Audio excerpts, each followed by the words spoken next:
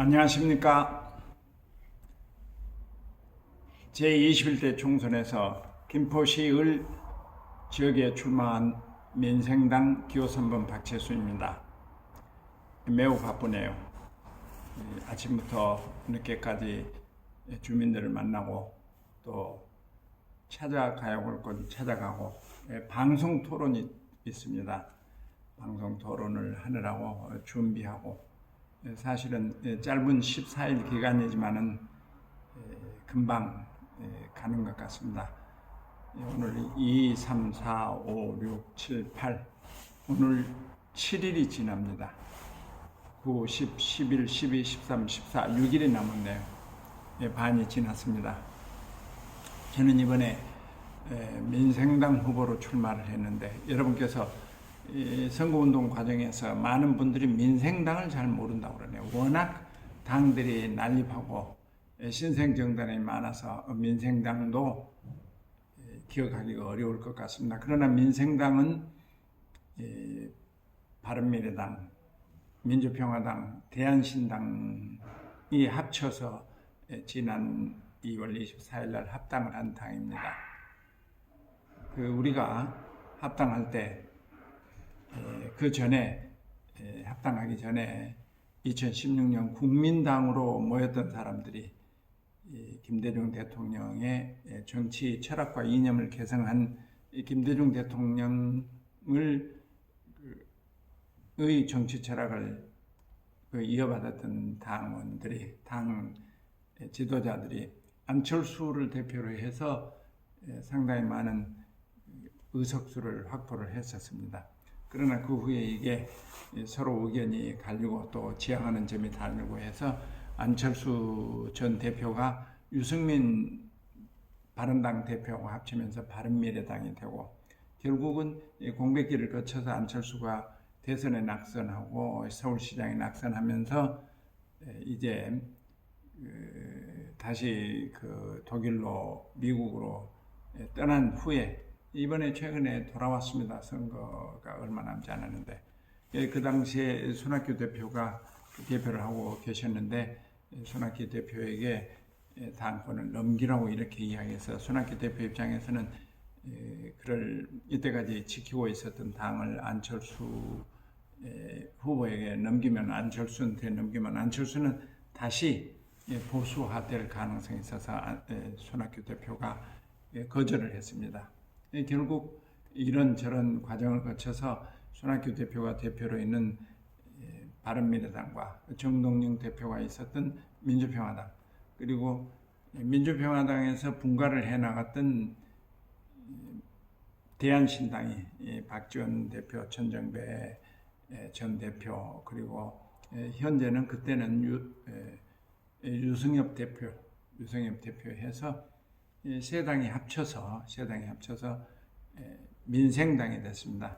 민생당 이름이 낯설어서 그렇습니다만은 지금 설명해드린 것과 마찬가지로 김대중 대통령의 정치 철학을 뿌리로 두고 있는 그런 정치인들이 모인 것입니다.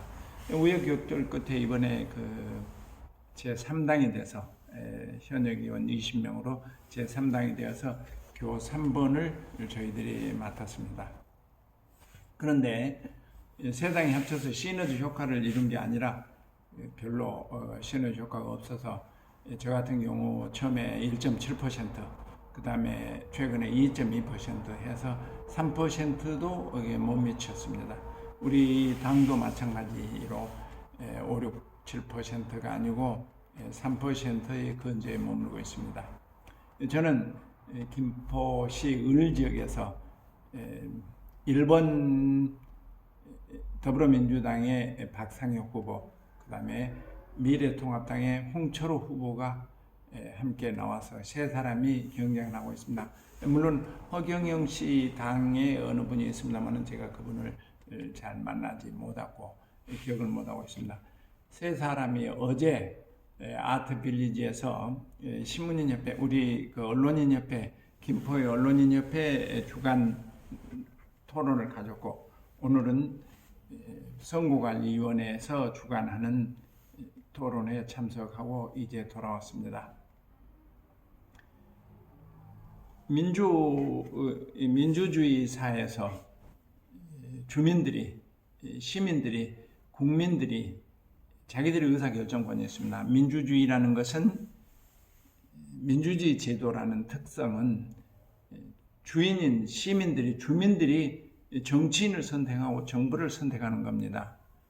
지금 그러나 우리 정부는 그 박근혜 대통령의 그 무능과 최순실 게이트에 의해서 그들의 그 행위에 의해서 국민이 촛불을 들었죠. 2016년 12월 겨울에 촛불을 들어서 결국은 문재인 대통령이 탄생했습니다.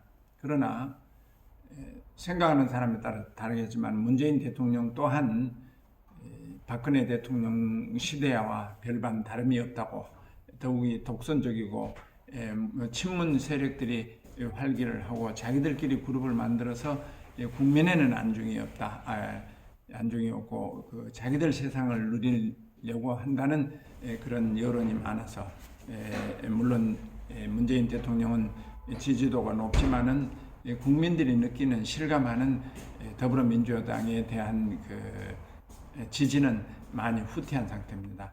더더구나 지난번에 여론, 우리 연동형 비례대표를 가지고 정치화하면서 처음에 미래통합당은 그들이 연동형 비례대표를 절대 반대를 했었죠. 그래서 이번에 공천 과정에서 그들은 위성 정당인 미래한국당을 만들어서 그러니까 연동형 비례대표제의 본래 취지는 많은 다수의 사람들이, 선거권을 가지고 있는 다수의 사람들이 자기들이 그룹 속에 그들의 대표를 국회에 보내지 못해서 이 연동형 비례대표 취지가 국민의 지지와 일치하는 의석이 국민의 지지와 일치하자는 것으로 해서 의결권을 갖고 그 그룹이 있는 여러 집단들이 결국은 투표를 통해서, 선거를 통해서 국회에 들어와야 하는 그런 제도임에도 불구하고 이번에 미래통합당이 미래한국당을 만들고, 또 그것을 몹시 비판하던 더불어민주당도 더불어시민당, 그리고 또 그 반개인 조국을 지지하는 사람들의 모임인 열린민주당, 이렇게 해서 그분들도 두 개의 그 위성 정당을 만들었습니다. 그렇다 보니 우리 민생당이나 정의당처럼 비례대표와 지역구 선거를 동시에 낸 사람들은 아주 저 밑으로 지지가 내려가고, 더불어민주당과 미래통합당이 비례대표까지 다 썩들어갈 그럴 그 형편에 도달했습니다. 그래서 저희 민생당과 물론 정의당도 최선을 다해서 지역에서 후보를 내고, 그 지역 후보뿐만 아니라 비례대표도 후보를 내서 지역뿐만 아니라 비례대표에서 다수의 의석을 확보해서 공정한 경쟁을 통해서 정치 발전을 해나가자, 그런 의미입니다. 지금 현대 수준을 봐서는 대단히 어렵습니다. 매스컴에서 민생당조차도 잘 나오지 않고, 그러나 저는 여기서 보통 일반 더불어민주당이나 미래통합당 그 후보들 못지않게 열심히 뛰고 있습니다. 열심히 노력하고 있습니다. 김포를 어떻게 발전시킬 것인가, 김포에 사는 주민들을 어떻게 생활하게 할 것인가. 그래서 저는 그 우리 선거 포스터, 또 벽보, 그 현수막에 한강 신도시와 함께하자, 이렇게 내걸었습니다. 물론 5개 읍면과 4개 동이 있는데 4개 동의 인구가 18명, 5개 읍면이 5만 명입니다. 23만 명이 이게 거주하고 있는 우리 김포시의 지역인데, 미안하게도 읍면동에, 넓은 읍면동에 있는 주민들은 여기 저 벽보에, 공보에는 보이질 않습니다. 한강 신도시. 근데 김포 우리 을지역이 사실은 한강 신도시에서 모여든 분들, 한강 신도시에 서울에서는 근교에서 이주한 사람들이 대부분입니다. 그리고 그 문제가, 이곳의 문제가 김포 을 한강 신도시, 우리 김포 을 지역구의 문제가 바로 한강 신도시 교통 문제, 교육 문제, 인프라 문제가 문제입니다. 우리 구도심 아닌 농촌 지역에, 농촌 읍면 지역에는 평온하게 농사를 짓고 또는 어렵지만은 특별한 그 변화나 문제가 없는 그런 원래의 말입니다. 그래서 한강 신도시와 함께 하자고 하면 한강 신도시가 교통 인프라든지 교육 인프라가 더 발전되면 자연히 5개 읍면에 우리 도심 아닌 5개 읍면 지역에도 그 영향이 미칠 것이라 해서 대단히 죄송하지만 한강 신도시와 함께 공보에 벽보에 냈습니다. 물론 저는 그 농업고등학교를 졸업하고 농협에 근무해서 친농업 정책의 마인드를 가지고 있습니다. 시골에서 태어나서 농업이라는 것이 저도 농사를 지었고 그래서 지금 우리 한강 신도시를 제외한 읍면동에 있는 농민들이 사실은 연세들이 많이 잡수시고 모든 농촌이 그렇습니다만 연세를 많이 잡수시고 이게 힘이 붙여서 아마 농사를 오랫동안 짓지를 못할 겁니다. 전통적인 농협으로 농사 방법으로는.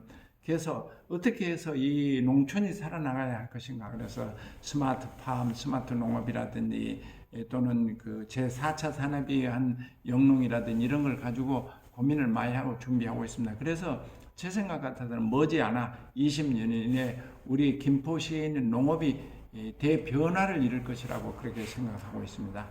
아무튼 우리 한강 신도시에서 많은 교통 인프라, 교육 인프라, 사회복지, 문화시설 또는 그 남북 관련해서 모든 것이 한강 신도시와 김포 을 지역과 연관이 되어 있습니다.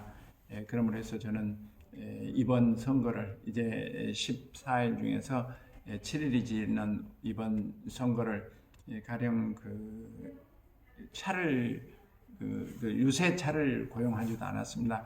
유세차를 고용하면 돈도 많이 들 뿐만 아니라 또는 지금 이 코로나로 어렵게 그 근심 걱정 속에 고통을 당하고 있는 우리 시민들에게 유세차를 가지고 여기저기 돌아다니면서 노래하고 때로는 노래도 했으니까요. 그 연설하고 하는 것이 적절치 않다고 해서 저는 그것을 안 하고 조용하게 선거운동을 하고 있습니다. 사람을 만나고 마음을 움직이고 한 사람이라도 마음을 움직여서 민생당을 알고 저 박채순을 알려서 제1당과 제2당의 독점적 공정관계를 유지하고 있는 더불어민주당과 미래통합 그 체제를 깨자 이런 이야기입니다. 그래서 학교의 학생들도 사지선다형을 묻는데 우리 정치에서는 일당 더불어민주당 미래통합당 아무리 국민들이 사회가 발전하고 생각이 달라져서 다른 옵션을 다른 선택을 하고 싶어도 답안지가 없었습니다. 대안이 없었습니다. 그래서 민생당은 저희들이 저와 우리 민생당 전국의 58개 선거구에서 출마한 후보들은 우리 선택지를 국민에게 선택지를 드림으로 해서 우리가 정치 발전에 기여를 하자 하는 그런 생각을 가지고 활동하고 있습니다. 비록 시작은 미미하지만 저희들은 2022년 지방선거와 2022년 대선을 향해서 꾸준히 나갈 겁니다. 제가 개인적으로 보면 학자로서 시민사회 운동가로서 지하에서 열심히 활동했습니다. 외국에 근무할 때는 우리 대한민국을 알렸고 대한민국 정치, 사회, 문화, 남북교류에 대해서 열심히 외국 학생들에게 가르쳤습니다. 또는 국내에 들어와서 외국에 사는 재외동포를 위해서 재외국민을 위해서 재외국민 참정권 연대 집행위원장이라는 지책을 가지고 참정권을 입법화했고 이런저런 일을 다른 사람 지원을 받지 않고 열심히 노력했습니다. 가령 국회의원이나 청와대에서 근무하는 사람들은 자기들이 조직이 있고 보수가 있고 그렇지만 저희들은 맨발로 뛰어서 상당히 이런저런 여러 가지를 이뤘습니다. 이 세상 삶이 좀 늦었습니다. 정치 입문이 늦었지만은 옛날 지나온 발걸음을 보고 우리 유권자들이 선택할 때 발걸음을 보고 또 앞으로 나아갈 것을 예측할 겁니다. 맨바닥에 헤딩하는 그런 기분으로 시민사회 운동을 했고 학자로서 활동을 했습니다. 제가 준비하고 또는 이때까지 많은 경험을 가지고 있습니다. 세상에 나가서 대한민국을 알고 세상에 나가서 우리의 취지를 알릴 수 있는 그런 능력도 가지고 있습니다. 인적 네트워크도 가지고 있습니다. 비록 새로 나타난 사람이지만은 여러분의 우리 김포 시민과 함께 늘 할 것입니다. 정직하고 정의롭게 생활했습니다. 후회되지 않습니다. 지나온 제 발걸음을 보고 투표해 주시기 바랍니다. 40회 외국에서 대학교에 들어가서 54살, 14년에 걸쳐서 대학원에서 박사를 받았습니다. 한국 정치에 대해서, 한국 현대 정치에 대해서, 지역주의에 대해서, 차별에 대해서 공부를 했습니다. 그리고 또 정당에 2003년부터 열린우리당부터 비롯해서 정당 생활을 함으로 해서 정치 메커니즘을 알고 있습니다. 이런저런 준비를 했습니다.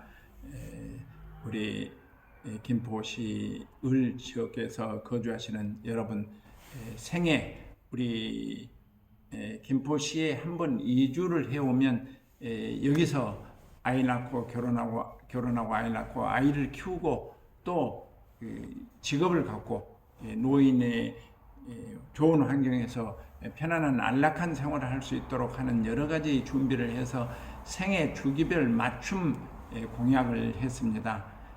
이런 공약, 저런 공약을 보시고 제가 가자고 하는 그런 길이 결코 나쁜 길이 아닐 것입니다. 여러분 지원해 주십시오. 여러분은 정치인들은 이제까지 모든 정치인이 믿을 수 없듯이 정치는 오늘 만난 사람보다도 정치인을 더 신뢰할 수 없다고 우리 한국에서 그렇습니다. 참 불행한 일입니다. 그래서 정치인을 신뢰를 못하고 정치 투표에 포기를 하려는 분들이 많습니다. 권리 행사를 해야 됩니다. 포기는 절대 안 됩니다. 포기를 하지 마시고 제3안이 대안이 있습니다. 1당도 안 되고 2당도 안 된다고 생각했을 때 제3당인 저희 3안이 있으니 포기하지 마시고 투표해 주시기 바랍니다. 독일의 루돌프 링이라는 그런 그 법학자가 이야기했습니다. 권리 위에 잠자는 자는 보호받을 수 없다. 여러분의 권리가 가장 중요한 권리가 나라를 정부를 만들 수 있고 지도자를 뽑을 수 있는 여러분 권리를 절대 포기하지 마십시오. 이번에 한번 제 민생당인 제 박채순에 투표해 주십시오.